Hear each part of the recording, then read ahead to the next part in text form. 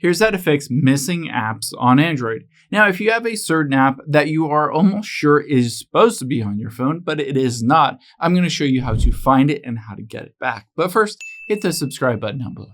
Really helps me out. Thanks, guys.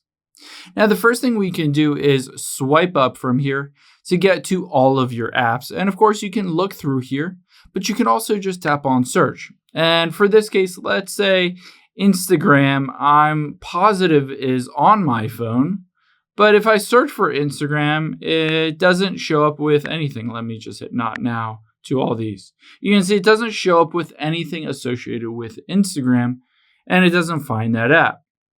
Now, if you don't find that app when you go through that process, there are a couple things we'll do. The first thing is we'll go into the Play Store here. Once you're in the Play Store, you're going to tap on search at the very bottom, and you're going to search for that specific app. So let's search for Instagram to see if it is installed on your phone. Of course, if you tap on Instagram and it says the option to install, then it's just not on your phone. You need to install it. However, in my case, it says uninstall and open. Now let's tap on open here. And you can see it goes through the process of opening Instagram, but I can't find it on my phone. Most likely the reason is in your settings. So let's swipe up from here and go to your settings. Once you're on the settings, let's go back to the beginning here. You're just going to scroll down until you get to the option for home screen and tap on that.